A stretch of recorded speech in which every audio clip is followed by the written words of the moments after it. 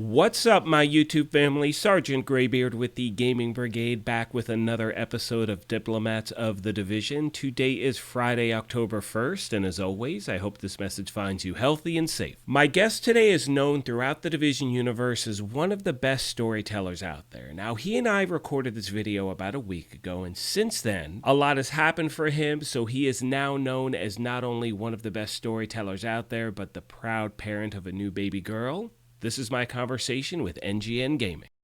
Okay, so first of all, I want to thank you, NGN Gaming, for finally being here today. And when I say finally, it has nothing to do with your schedule. It's been mine. It's been hectic. So again, thank you so much for taking the time and chatting with me today. Oh, it's been a bit all over the place on my side as well, to be honest.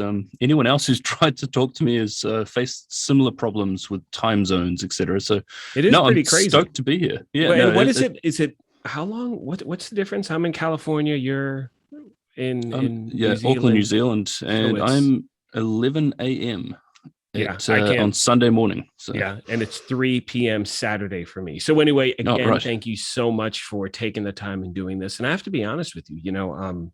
When I first put this idea out there, your name shot to the top of the list because you're obviously well known throughout the community because of your storytelling and all of that stuff. And I have to be honest, I was very reluctant to have you on here because your voice sounds so good. You really have an amazing storytelling voice, and I really didn't want my voice compared to yours in any way whatsoever. So I was a little hesitant, but still, everyone wants to hear from you. So what am I going to do? No, I appreciate it. It's really funny, actually. I don't know if it's just that we're on opposite sides of the world. Hollywood generally gives us certain voices. TV has always got certain voices, but for me, I cringe. I cannot hear my own voice. See, and I think the same thing when I hear mine. Yeah, and I hear when I hear mine, I think the same thing. I hear yours. I'm like, oh my gosh, it's just so elegant. This is great. Now, chances are, what I'll just do is auto-tune the shit out of your voice. You sound like crap, and I sound good. So at least we got that going, right? So yay for Graybeard. Woohoo. Raise the pitch right up. It'll sound great. Exactly. So before we jump into obviously, we're going to get into your content, needless to say. But before we get into that, as a gamer at heart, as someone who obviously loves playing video games, what is it about the Division franchise for you that sets it apart from other games that you've played in the past? Well, for me, it probably goes back to my roots. I don't play it. Well, okay, technically, I guess I do play a lot of games, but there's only certain games which I really invest a lot of time into. Right. And for me, back then, it was still Diablo 2, which was an old game even then. Yeah. And, of course, Halo, which probably most people anywhere around my age bracket would relate quite closely to as well. Absolutely. So when I heard of a game that came up that would sort of embrace the aspects of both of these genres and put them into one game, I was just like, oh, it's pretty crazy. It really does. It just encompasses all of these things together. And you're like, I think I'm going to enjoy this. Exactly. And to be honest, the first game that I'm talking about is actually Destiny. Oh, really? So, yeah. Now, don't get me wrong. I spent a hell of a lot of time in Destiny. But there was something about it that didn't quite completely scratch the itch, if that makes sense. Absolutely. There was something missing, but I didn't actually realize it until I started hearing about a new game called The Division. Now, what this brought to the table for me, which helped clarify to me what I was actually needing from a game, was the build diversity, number one. There were just so many more options. But probably more importantly, and I didn't realize this till a bit later, was the story. Right. Now, we're talking about a game that was based on real-world sort of ideas, what-ifs, operations even. If we took way back to Operation Dark Winter, right, where they actually discuss the theory behind essentially what the Division is. That what do really we do impressed if me. Like everything in the world shuts down? Like if everything goes wrong at the same time, what do we actually do? Yeah, and it just really intrigued me, the fact that this is actually a real world thing. So it's for me, and this is probably going to lose me another 1,000 followers, and that's fine. But for me, when it comes to sci-fi games, I don't quite get so invested into the story. Right. So when it comes to things like The Division, where it was like there's so many things you can actually meet up with real life, it really drew me in. You There can were see so all many those what ifs on parallels. You can top of see, this. yeah, like this could actually happen. I mean, you think about the last Exactly. year of our lives. I mean, we've been in, I mean, when the Division 2 launched and then we go into a pandemic, it's like, oh, wow. I mean, Yeah, it's funny that yikes. actually a Like, lot of people compared. yeah. I've lost count of the amount of comments comparing it to COVID, which is obviously a completely different thing. But yeah, it's that was essentially what really drew me in. Though I very much loved the real world sort of scenario situation of it, the less sci-fi feel that I was getting with other games at the time. Mm-hmm. That was probably the main aspect, that I could relate it to real life in some way and even just ponder certain things. And, you know, like you, I mean, for me, it's the same thing where it's, you know, I love playing, and like yourself, I play a lot of different games, but there's something about this game in particular, yeah, that really draws me back to it, where I can just sit there and play for 3, 4, 5 hours in the blink of an eye. And it's like, oh, I was trying out a new build, or I was trying out, you know, a slight variation. Instead of using an assault turret, I tried to do something with a mortar turret, and it was just a completely different game experience. And I think that for me, like you were mentioning, the build diversity much is much what the it makes a same with huge Division difference. 1. Obviously we had meta builds in Division 1. It's particularly bad in certain updates, but it was still, for me, it was, I had so many things I could still do long after I completed everything in the game. There was so many extra, oh, I want to try this, I want to see how that works. Oh, that was terrible. Okay, well, let's try this then. You know, it's there was a lot of extra things for me to test with the builds. There's a lot of, because meta is usually brought to the attention by dare I say it, people like ourselves. Well, absolutely, because it's like, hey, if you want to get through this content quickly, if you want X, Y, or Z, whatever. But what's amazing about this game is that seeing different untapped builds, areas. Exactly, seeing different builds that specialize in healing. So you're just sitting back, keeping everyone alive, and you can be that pivotal aspect of synergy in a group. And it's like, that's what I love about the game.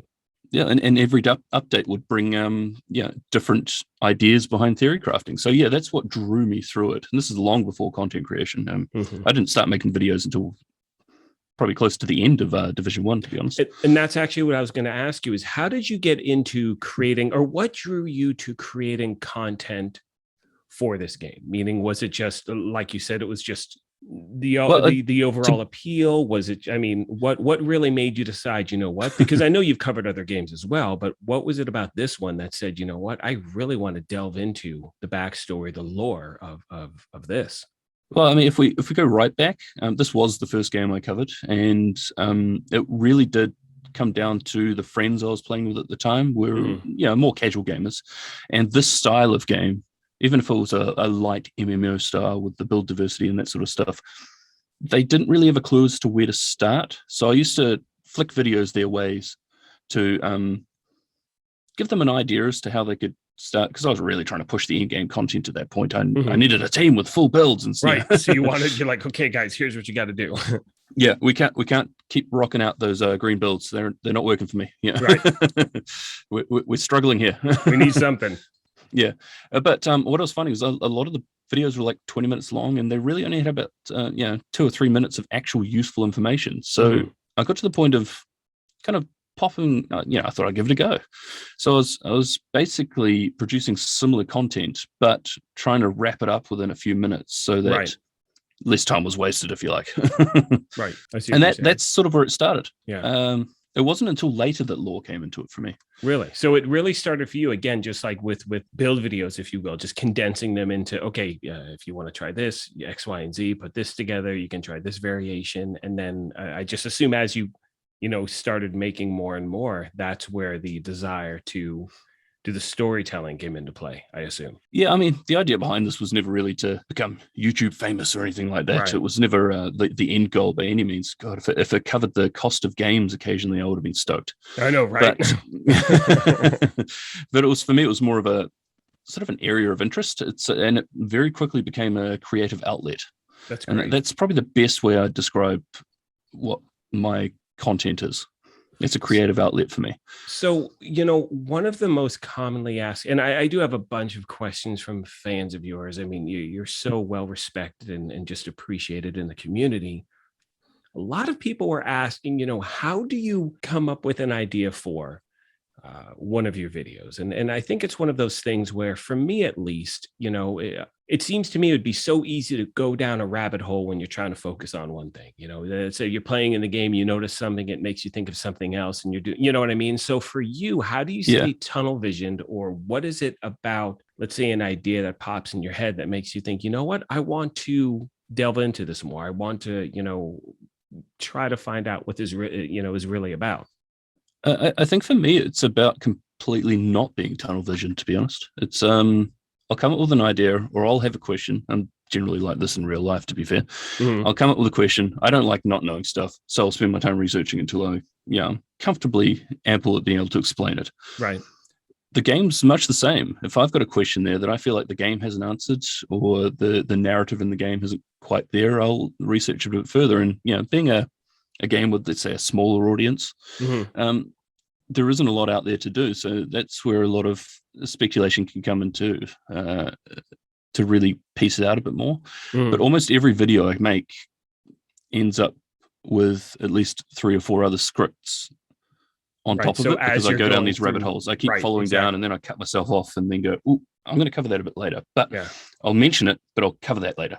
And then sometimes I'll go down that path, and actually it isn't all that interesting, so I won't actually cover that later. But no, it's amazing, because I mean, it's the detail that you go into, and it's as someone who, to me, as someone who does a different style of content creation, whether it's a farming video or whatever, the what you put together is, and that's why it's so popular, is that it just sounds, I don't know, I can't explain it, and I know for a lot of people they can't. It's just amazing to listen to. Like it really is. It's sincerely enjoyable. I think it's the immersion thing. Definitely, that's probably key there.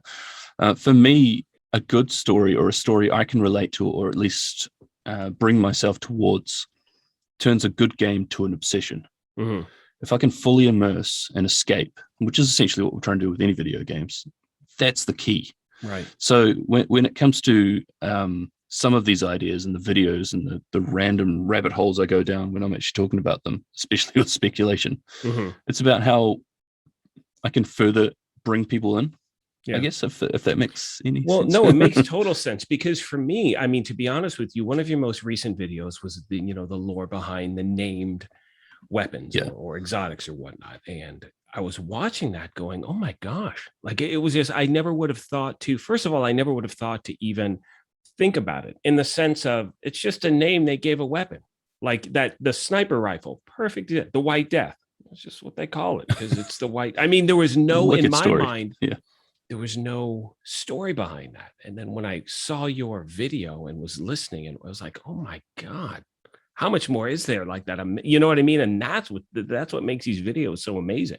Yeah, and that particular video was actually something that's been in the making for well over 6 months. I actually gave up on that script and put it aside. I was going to ask you, with something like that, it seems like, I don't know how, how do you know when it's done? Like, I mean, do you have like a specific beginning and ending in mind? Like you said, you kind of go down different rabbit holes. Sometimes when you're in the middle of doing it, do you have a set script written? Like for you, what is your process like? Is it just... Oh, I'm sure you could tell from this conversation right now, my videos are very heavily scripted. So I spend a lot of time, and the bulk of the time, on research and scripting. So that could be 2 to 3 days for a pretty standard 10 to 20 minute video. Months. I mean, I'm listening to your stuff. I'm like, 2 to 3 days. You're a wizard. That's insane. There's a bit more involved with some of them. Right. The recording can take me a while, because again, I get frustrated with my own voice and the way I'm presenting it. And then the actual compiling and putting it together, maybe an afternoon. It doesn't take long at all. Right. Once you have it all lined up, you have everything in front of you, you're good to go. Exactly. I've got all the pieces in front of me. I'm not having to deal with my kids making noise in the background. I can actually work over that. That's fine. Right. Recording's a whole different story, and scripting can be tricky as well. But in saying that, I've got a script I've been working on for 2, maybe 3 years now, which I don't think I'll ever finish. I think last check it was about 57 pages. So it's an ongoing script. It was the full story. I wanted to do the full story. Wow. The justice, do it proper justice for Division 1 and Division 2, the full story. But I haven't even finished the Division 1 yet. So this video could be many hours long for all I know if I ever get to the end of it. Keeps it, and it also keeps changing. You know what I mean? I mean, there are so many things that's amazing. Absolutely. I mean, we're still getting news now, which changes the Division 1 story. If we look at some of those manhunts, I know there's some different thoughts around the manhunts, but some of the story that comes through there is actually quite detailed and can heavily change the way we view the story in the Division 1 if you read into it properly. Right. Wow. But I guess from once I actually put it together and script it, there's actually quite a lot of videos I don't put out. I usually run them past my wife because I, again, hate hearing my own self. But she would usually run through it and decide if anything needs to change. She's my biggest critic and biggest fan. That's fantastic. Both of those together, phenomenal. It works. It's certainly been working, obviously, but certainly not everything goes up. I've got a lot of scripts in the background there, which I may never touch again. Some I'll pull out, like the named item video you just mentioned. But it's definitely not everything goes up again because it's like a creative outlet for me. I'm not fussed whether it goes up or not. If I'm proud of it, definitely I want it to go up. But then within 6 months, I quite often will hate the video I've produced. It's just like, oh, why'd I do that? yeah, exactly. Oh, that's so funny. And again, I know I speak for a lot of people out there. It's just one thing I do, and people who are listening to this at home, do me a favor in the comments section. Let me know what if you do this as well. I know a lot of people do. Is I can just binge watch your videos, just watch them in succession, and they're so well done and they're so well put together. And for me, and again, I keep saying this for so many people out there, it really gives you that feeling of, like you said, immersion in a game. When you're like, key. Oh, that's why, this faction is that's this what way. I'm trying to offer. That's why these, this is why their mindset, whether it's whomever Black Tusk or just whomever it may be, this is why they have that mindset. That's probably a good segue, because for me, the story's already there. I'm just adding my take to it. Right. I mean, all I'm doing is maybe filling in some gaps where it may not have been quite so clear based on, let's say, artist interpretation. But equally, I try to tackle most of the characters or groups from their point of view, because as we know with the Division, not everyone's 100% good or 100% bad. So I try to offer a different perspective from what the overarching story is telling, and sometimes this leads down a speculation sort of video. But I'll usually give facts and then lead into that sort of later on. Right. I just try to help people see it from a different angle if possible. Yeah. I mean, for me, it just enriches the actual gameplay. When you're not just, it's not just a talking head. You're not just a character moving along, causing destruction. You actually have purpose behind what you're doing. You actually have, exactly. and that to me is what just, it's just amazing. Like it's all about understanding everyone's different angle on what they're seeing at that particular time within the game story. Yeah. Yeah. It's so good. It's so good. What have you noticed about the Division community in your mind that separates it from other, either other games you played, or let's say other games you've created content for? Because I've seen some of the other videos, from, Ghost Recon to just did something for Battlefield. Siege, So, you know what I mean? So many different things. What is it about this community you think that sets it apart from other ones in regards to the actual gamers who play it? I probably can't talk to too many communities. Before I started making videos, I really didn't get too involved. I remember in the past looking up for help on certain things with other games and being bombarded with threads of gamers complaining, and that pretty quickly put me off. Right. But so if I compare, I guess, the Division community to other Tom Clancy games, if you like, Rainbow Six and Ghost Recon, the Division community is very small, right? Very passionate but dedicated. And to be fair, given the current state of the game, they have to be right now. There isn't really a lot happening right now, so it's only the true fans that are, I guess, still here patiently, not so patiently waiting. I mean, look, and we just had a week where things got kind of sideways for a second. The first patch that was up in a while caused characters disappearing, and it did give us a second week of Golden Bullet, which is lovely. But one thing I noticed, and what I find is funny, I can't even. goodness, I'm so anxious around you, nervous, I can't even speak. I was going to say the same thing. I was a little nervous coming into this. Right? So I get it. Okay, good. So one of those things, one thing I noticed is there's so many different demographics who play this game, and the demographics I'm referring to are, I'll use myself as an example. Day one player. I play almost every day. I love it. I enjoy it. I don't continue to play a game if I don't like it. Yeah. Obviously, totally. I wish there was more content going on, but it's on the horizon, whatever. What cracks me up is you have people who jump into a conversation, oh, the game is dead. Or I have 7,000 hours into this thing and there's been nothing new for 6 months. And I'm thinking, dude, 7,000 hours of anything is worth your money. I'm sorry, but I've got no sympathy. Like the people who say that to me, it always cracks me up. Like I'm still of the generation, right, where you'd buy a game and if you got 30 hours out of it, you'd be stoked. Yeah. Back in I beat PlayStation Sonic. 1 days. Right. Yeah. Back in the day, man, I'll go even Genesis. It's like I beat Altered Beast. Yeah. Yes. I'm going to try it again with the, it's just one of those things where I think that you mentioned this earlier. The community is so passionate about this game that they can rip through the content so quickly. And, there's that desire. It is an MMO light, though. I think that's what we do forget, and it has its pros and cons. Definitely, I mentioned on Twitter with one of your posts recently that I really, really don't want to pick up this game because I think I'll love it too much because I just simply do not have the time for that sort of commitment. Oh, wait, I'm sorry. Which is that? Diablo 2. Oh yeah, I just started.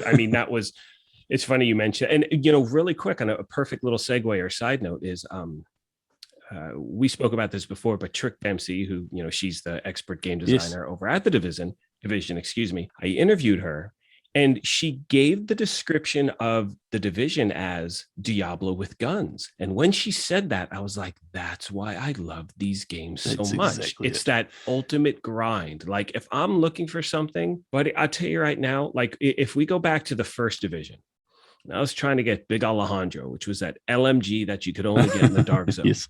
I'm not kidding, because I had the time, 4 or 5 hours a day when I would have the time. I hit the dark zone, which is not my thing, but I hit up the DZ every day for a huge chunk of time trying to get that weapon. I finally did. I called my wife. She immediately hung up on me because she didn't care. But the point is there's something about that grind to get that gear, to get that, whatever it is. Yes, exactly. Unpopular opinion. I think they made the exotics far too easy to get in the Division 2. The grind has been removed. It's funny because I see both sides of it when it comes to that. And oh, gosh, this is a whole nother conversation. But the reality is, we've talked for another 40 minutes on that. We totally can. So, but just real quick in regards to exotics, because I know it's a big topic of conversation in the community. And we're going to leave raid exotics out of this conversation right now. We're just going to talk about exotics open world. A lot of people were kind of bummed that, with the seasons, the exotics were guaranteed in the general loot pool. I, for one, think it's fantastic. I think there should be certain exotics in the game that aren't locked behind gameplay, but are RNG in the open world, because that gives that incentive to grind and go out. But for a lot of people because the majority of the community are casual gamers, they don't have, all the time in the world to play. So having something that could be guaranteed as you progress is great. But I also love that. I love the randomness of it. You know what I mean? Like even now when an exotic drops, I'm like, wait, I already have everything. Who cares? You know what I mean? But still, you see that reddish, I think it just comes back to my Diablo roots. I want something to grind for. Yeah. I want something that I literally just have to play missions over and over. Or so certain areas over and over. Don't get it. I mean, look, with Diablo, total side note, it's been that came out a few days ago. It's been a bit of a rocky launch because of the servers and some issues, stuff like that. But putting all that aside, I have an offline character only, and I'm playing. It took me back to when the game first came out. All I want to do is get a better, one-handed axe for my. I mean, it's just one of those things where if you're looking to have any free time, for the next, don't pick up the game. Just don't. Yeah. It's so good. And I know it's a placeholder. Especially with the new baby coming in a number of days. Yeah.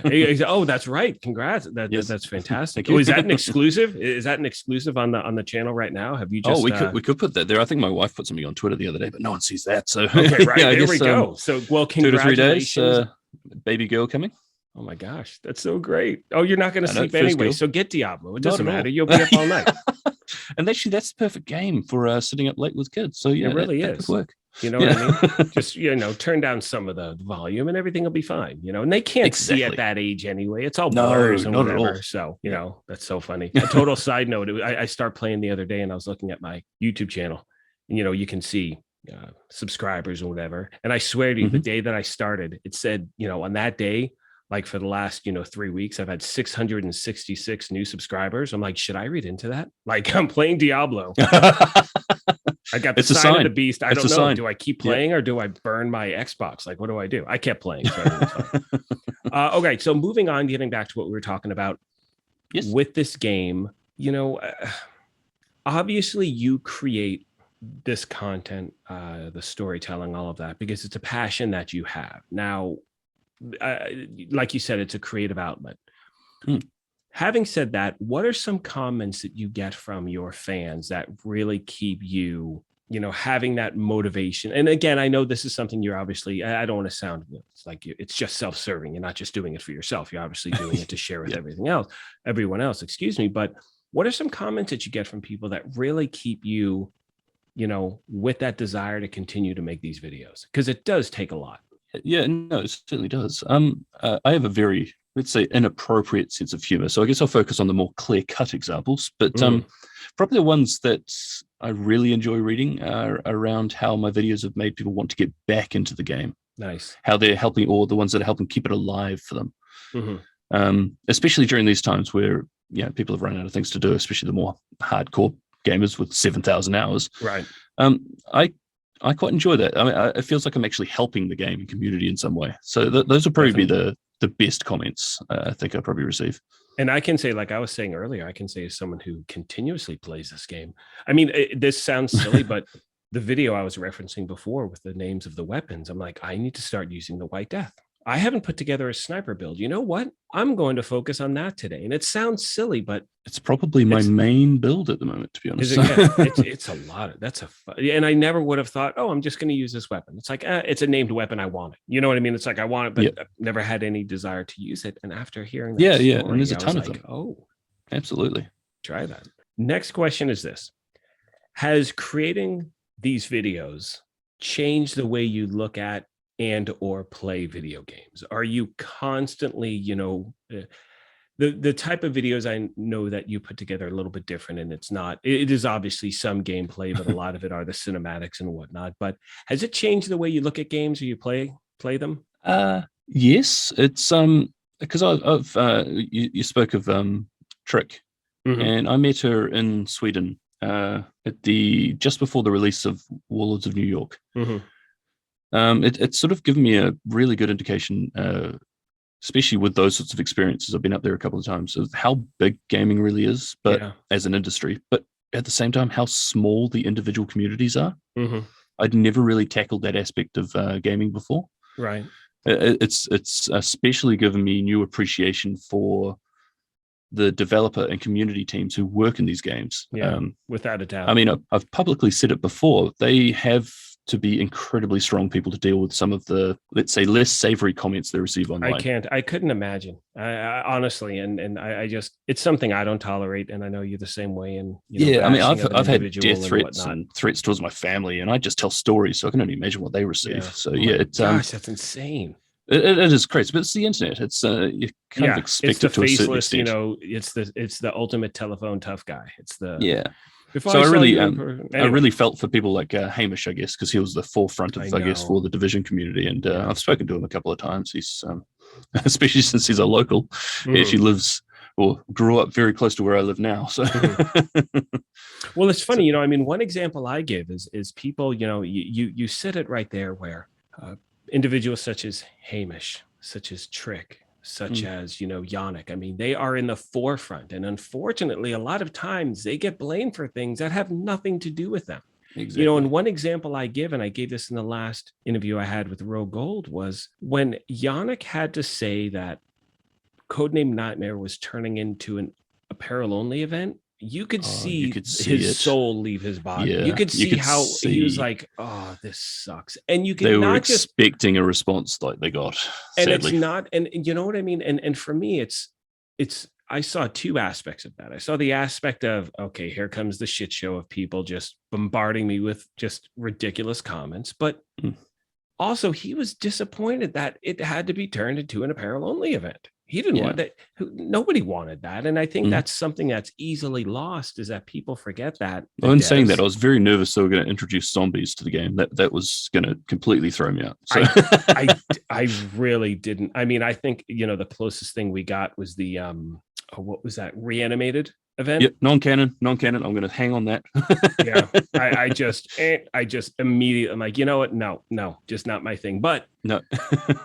Again, what I was, the only point I was trying to make was the fact that, a lot of people forget sometimes that and get so caught up in what they want. It's, well, obviously the gamers and the gamers and the designers, developers, artists, everyone, they all want the best thing, which is the best possible game. So when things go sideways, no one's happy. You know what I mean? They're not happy with what took place last week, and it's like the job isn't, they don't plan on going out there to piss people off, essentially, just to, with lack of a better word. They've got their own ambitions for what they want to see the game do too, but it's a big team of people working on it. I know. This is speaking of videos that I don't release, or scripts that I started that I never really got around to fully publishing, or may not ever publish. I did do something on why a game is so angry, and to be fair, it stems down to I guess it's an emotion that's very easy to tap into, and easy to garner support if you decide to manipulate it that way. And we do have a handful of creators that like to do that, and it does gain a following very quickly. I struggle with this particular aspect of content creation. I'm right there with you. I do as well. I mean, part of the reason why I wanted to create my channel was just to create a positive gaming environment where people work together. And which is exactly why I wanted to have chat with you, because I very much appreciate what you've been doing for the last year and a half. So. Well, and honestly, that means so much, because I mean, I still feel like such a rookie with this. I mean, I made like you said, I made my first video a year and 4 months ago, 5 months ago, whatever it was. Yeah. And people such as yourself, such as Kamikaze Von Doom, Rogue Gold, other people that I've spoken with. I mean, having Trick Dempsey on here, I was like, well, I can't believe she's willing to talk to me. This is awesome, ridiculous. But it's one of those things. I think that this is the majority of the community, but unfortunately, people who are unhappy sometimes will have the loudest voice, and it's unfortunate. Having spoken to Trick, she's lovely too. She's very, fantastic. Very passionate about gaming. Yes, and you can hear it in her voice, and you can hear, like, one thing I asked her, and then we'll, get back to asking a few more questions. But one thing I asked her was, I forgot the exact question, but I remember now. I asked her, how do you feel when you see everyone, from cosplay to virtual photography to people making build videos and all of this on something you helped create? And the one thing she said that really stuck with me, she feels a great sense of responsibility. And that's who I want creating my games. You know what I mean? That's who I want designing a world where, what do you leave in? What do you omit? It's not just a job. It's not just bleep, bleep, bloop, bloop code. We're done. There's actually something behind it, which, it's that thing with this. What makes this community so passionate is that there is no other game like this. I tried to play Outriders. As much as we look, there isn't. I tried Outriders. I'm like, well, this first of all, didn't just, whatever. But I enjoyed it, but I enjoyed it too, very much, but it's not The Division. No. And then I couldn't play with other people. That's the only thing that really got me on that game, is that there was the connection issue. So I was like, oh, that sucks. Yeah. Anthem, another game where I was like, oh my gosh, this is like Avatar and Iron Man. Potential. So much. But I was like, oh, it's not, there's just something about this game. So again, it's unlike any other game I've played. It's something I love. I'm really looking forward to the future. Whenever that future may, come to fruition, I know, all these people who are saying it's a dead game, that's not happening. I mean, you're going to see that rush of everyone come. People are just waiting. It's in hibernation, if you will. I wouldn't call it dead. Yeah, that's probably a good way of putting it. There's definitely more coming. They've told us there's more coming. Yeah. What that is, we don't know yet. But I have faith. Yeah, as do I. As do I 100%. Next question, my friend, is this. What do you think is the biggest misconception people have about someone who creates content? Okay, this is just personally. I really struggle to consider myself a content creator as such. Okay. I mean, yes, I create something that is content and I upload it to YouTube, but I feel like real content creators have a more business-related mind frame around what they're doing. For example, I mean, I imagine I've probably got less uploads than anyone else you've spoken to as far as content creators go.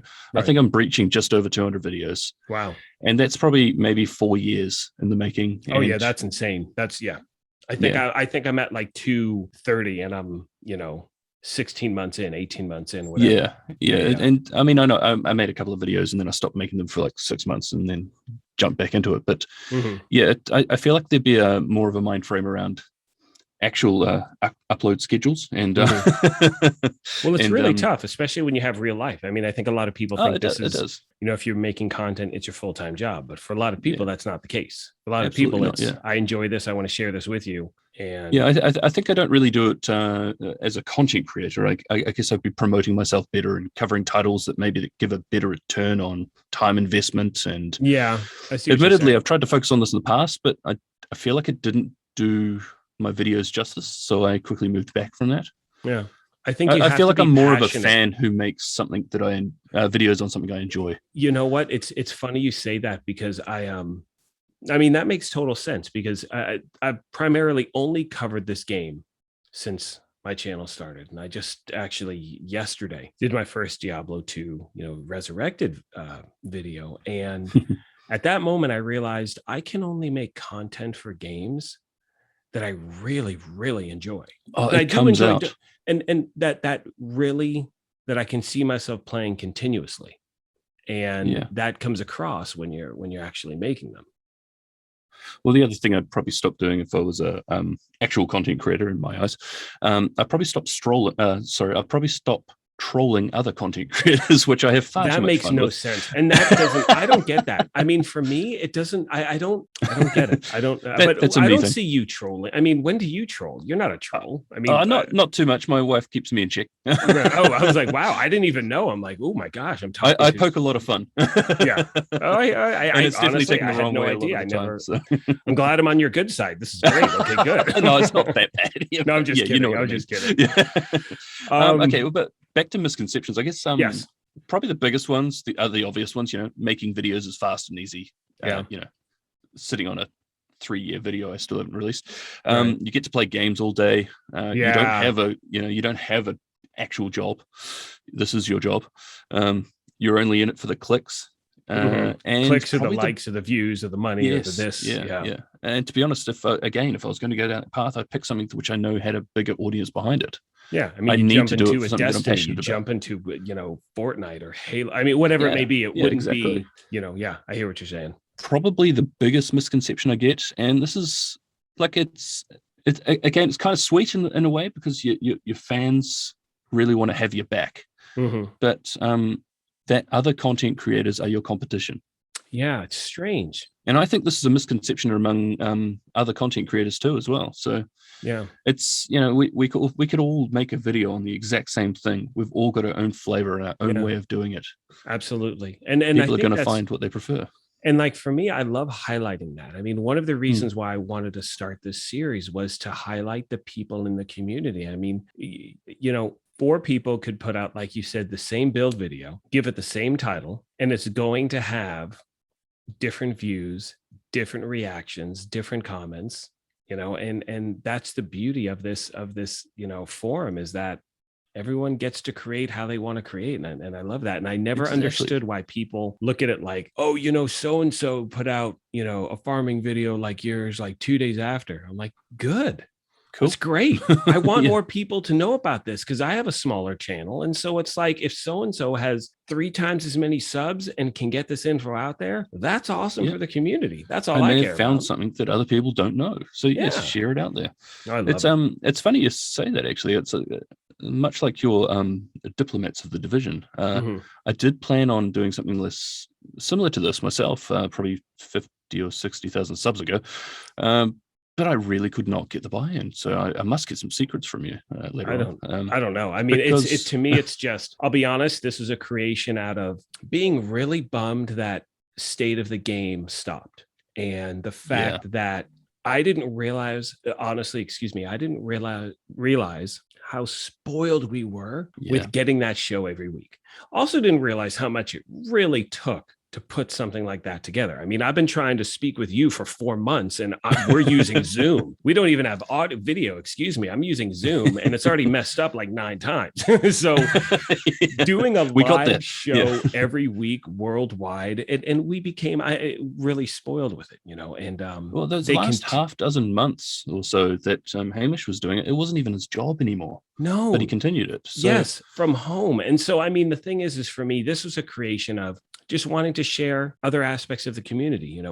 After your episode, after your episode, it's going to be, I did one, focused on strictly cosplay. I'm going to do one strictly on virtual photography. So there's so many people that make this game, and then just people who play the game as well, because that's the core of everything. So there's no, we're all gamers. That's it. Exactly. We're all people who love video games. And I'm so blown away by people who can take certain pictures in games. It's unbelievable. I'm so blown away by someone who can create, a costume from scratch. It's like, what? How do you do that?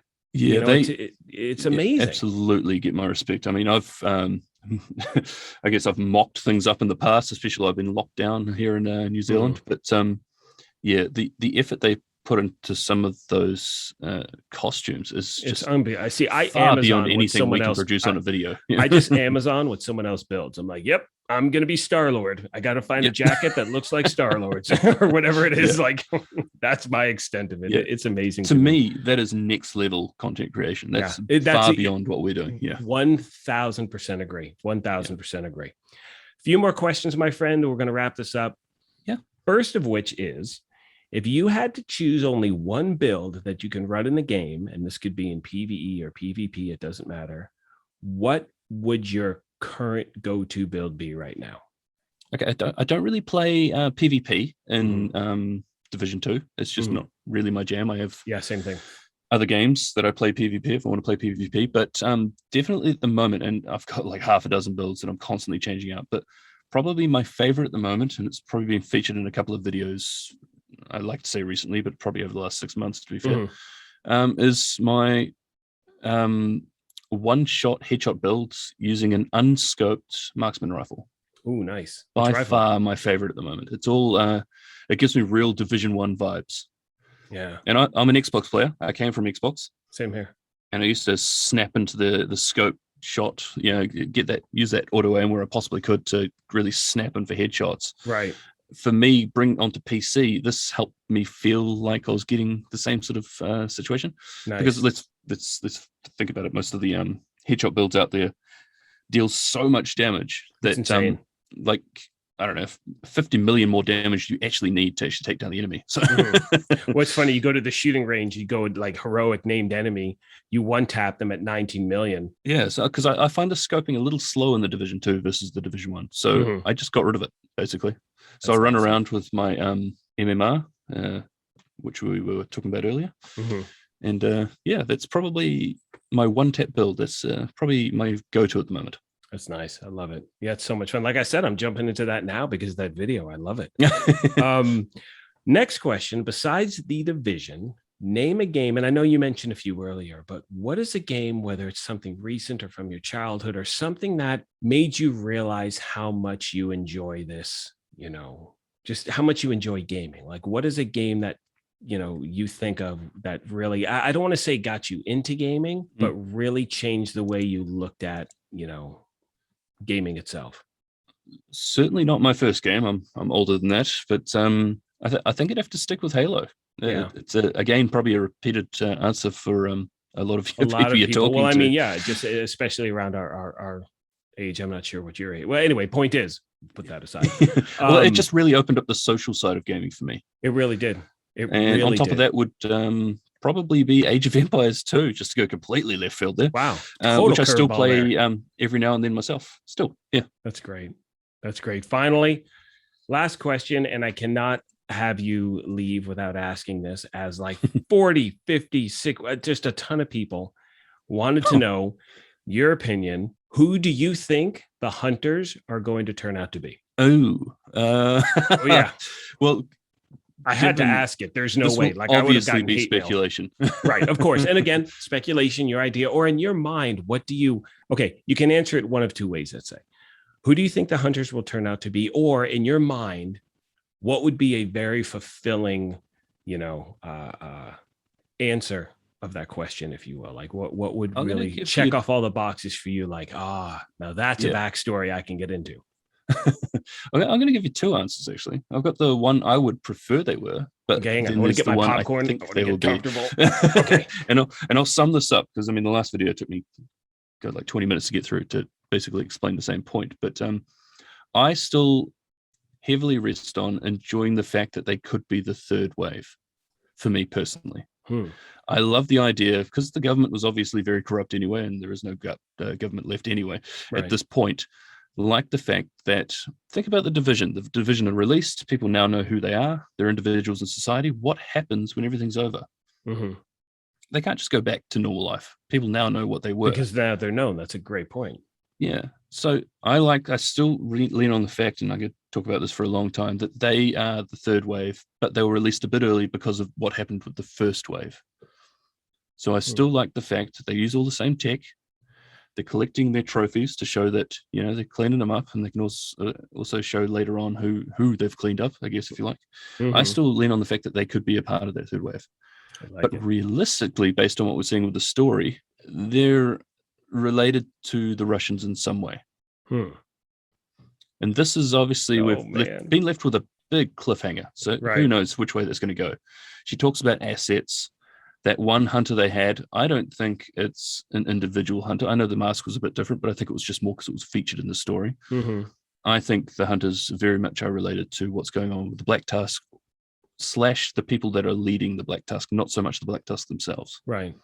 That's awesome. Two different angles there.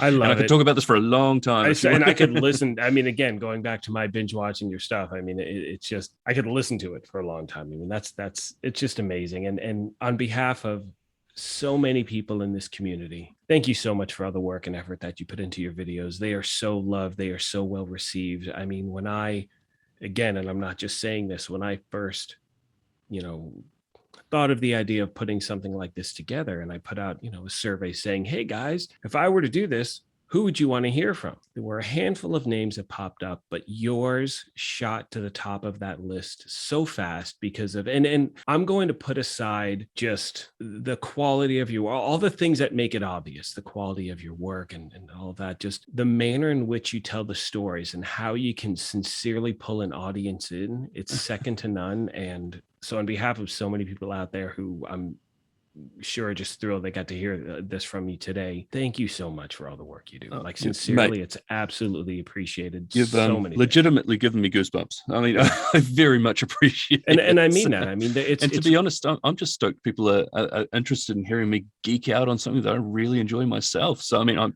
I'm more thankful to people that have embraced me as being part of such a community. So, well, I think one of the things is I learned this early on. I don't remember with certain games, and if you're going to, and again, I'll use the term loosely, create content, but if you're going to make videos on certain games, especially in communities that are passionate about it, you can't be a tourist. You can't be someone who's like, yeah, I'm going to use this shotgun because it's cool. You can't be that guy. You can't be that, because it's going to be seen, especially in a community like the Division.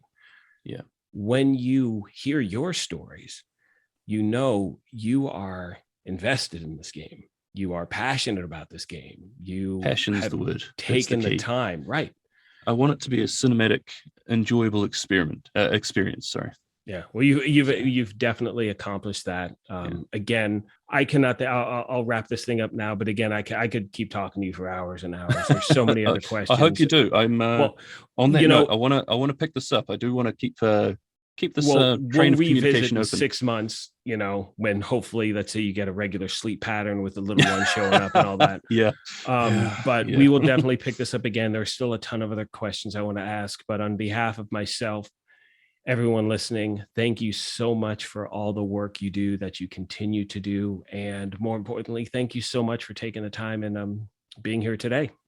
Thank you so much for having me. And I want to reach out on top of this and just say, look, if there's anything I can assist you, I really appreciate the type of content you're bringing to the community. So if there is anything I can assist with, whether it be YouTube related or you want to borrow the voice for a bit, there we go. Please just let me know. See, that's the thing. Like I can do like it. I'll message you. I'll definitely message you. Please soon. Please do. I promise I will. Take care. Best of luck. By the time this airs, you will be a sleep deprived proud parent, a new little girl. So again, congratulations, and send you nothing but the best. And take care. And we will talk soon, my friend. Thanks, mate. You got it. Cheers.